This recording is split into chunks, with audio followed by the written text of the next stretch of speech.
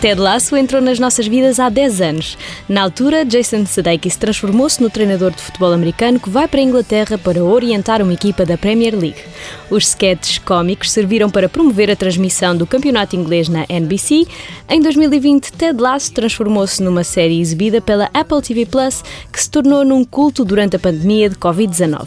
Já ganhou 11 Emmys. A segunda temporada estreou em 2021 e a terceira está a ser desvendada no streaming da maçã ao ritmo de um episódio por semana. A Rádio Comercial falou em exclusivo nacional com o elenco da série, escrita e protagonizada por Jason Sudeikis e Brendan Hunt. Com o fim à vista, quisemos saber o que os levou a criar Ted Lasso. I love watching people get along with each other. You know, I mean, and even when they do have strife, they handle it for the most part, you know, from a place of decency, and they're kind, and you can tell that it's coming from a place of if there is anger, that it's through some level of protest, some feeling a slight, but there's always an opportunity to communicate those things, and hopefully, you know, it come out, you know, a little bit better on the other side. People talk about it being a feel-good show, but like, it's not just blindly feel-good, you know. We're not just singing ABBA songs on repeat from like the early days before the divorce. Right.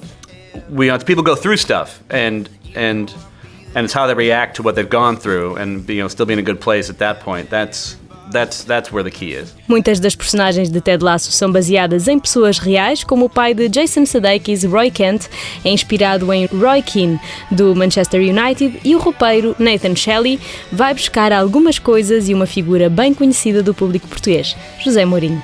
He is part of the inspiration behind Nate, but I don't want, you know, I feel like poor Jose Mourinho gets flack for kind of everyone saying, oh, surely, you know, Nate, because, you know, Nate is obviously in a bit of a dark place at the moment. He's not a nice character, and I feel like Jose Mourinho's character is obviously a lot more kind of nicer than Nate. So, but yeah, his hairdo was partly inspired. Ted Lasso acompanha a vida de um clube fictício, o Richmond AFC de Londres.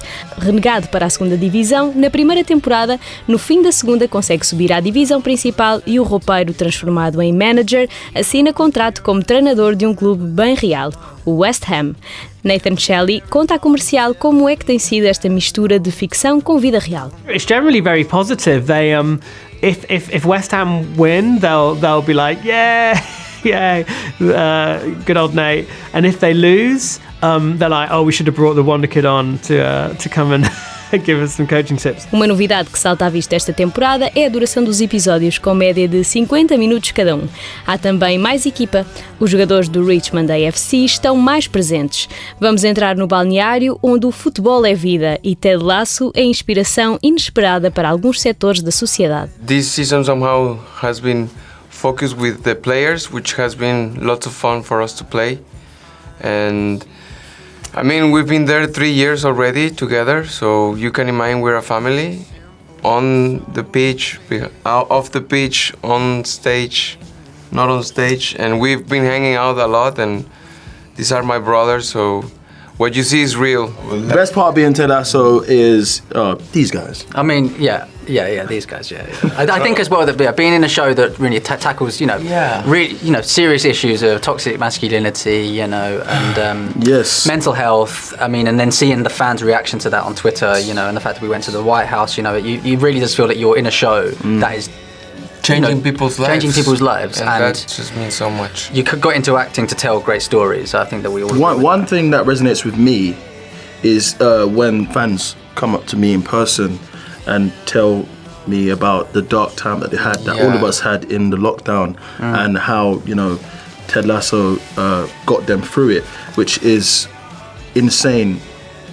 For me as an actor, you want to make some sort of a difference, but to actually make a difference is a different thing. Very rewarding. Yeah.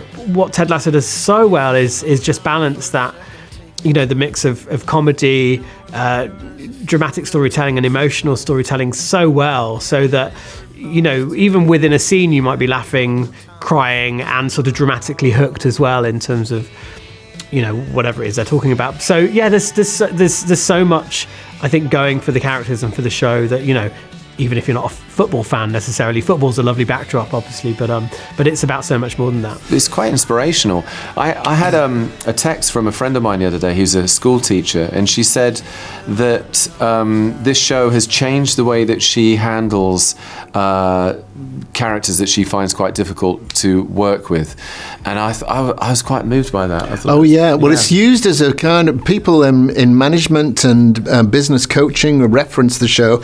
I think it's very refreshing because we've had a couple of decades of some brilliant but very dark comedy, starting with The Office maybe 25 years ago, whatever it was, which of course is a genius show, but there's been a lot of that, and so it's refreshing to have, because although it's a warm-hearted, positive show, it does address difficult characters and difficult situations with positivity, and it's sort of like a little lesson, a little role model for that, and it does it very funnily. A atual temporada de Ted Lasso tem sido promovida como a última e vai entrar em campo na Apple TV Plus sempre à quarta-feira até dia 1 de junho. O ponta de lança do Richmond AFC conta à Comercial com o que podemos esperar dos episódios que faltam. There's a lot more struggles for the characters.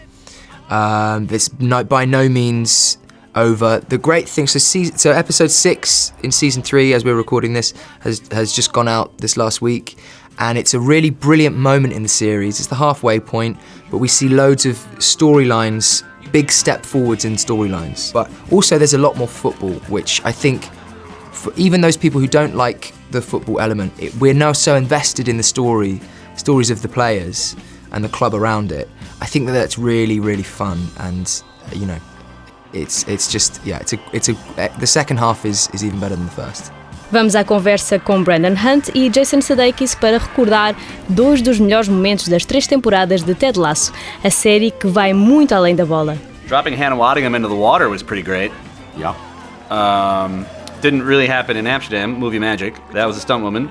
We dropped her into a much more comfortable pond outside London.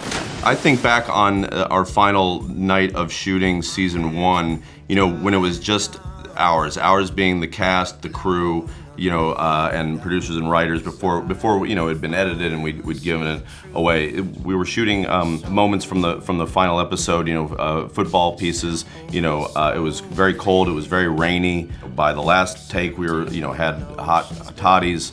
Everybody was keeping one another warm with kind hugs. We just gave shout outs to all the different departments, and it was it almost felt like the end of an athletic season. You get what you need.